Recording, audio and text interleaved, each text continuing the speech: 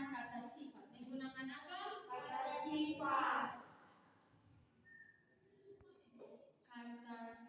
Kata sifat itu contohnya. Kata sifat ada yang tahu? Kata sifat itu contohnya cantik. Apa? Cantik. Tampan. Tampan. Tinggi. Itu kata sifat.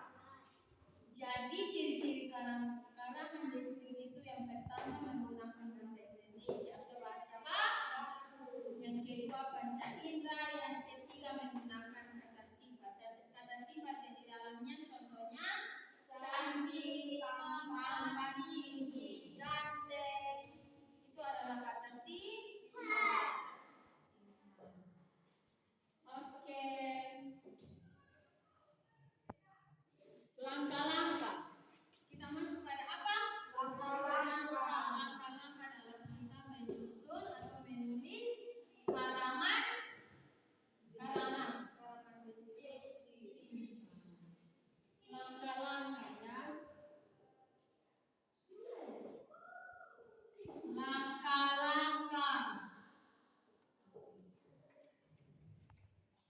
Langkah-langkah itu atau struktur. Yang pertama itu pendahuluan. Yang pertama apa? Pendahuluan. Yang kedua isi. Dan yang ketiga adalah penutup atau kesimpulan. Penutup atau kesimpulan. Ini adalah langkah-langkah dalam menulis karangan deskripsi. Yang pertama apa?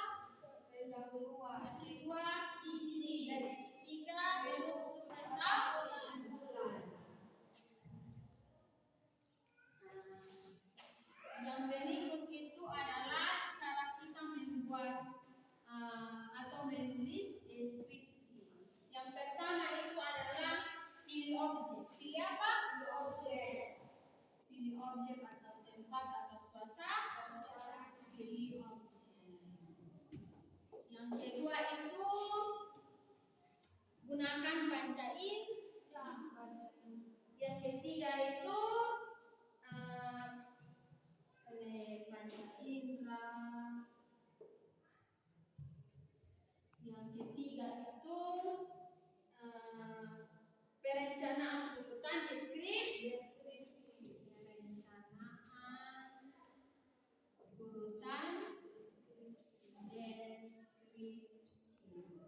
Yang keempat itu gunakan kata pintar. Kata sifat.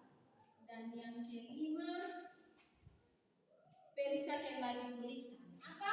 Periksa kembali tulisan. Ini adalah langkah-langkah kita menulis karangan deskripsi. Anak-anak mau dengar contoh karangan deskripsi? Ada yang tidak mau? Tidak jawab? Mau. Contohnya itu seperti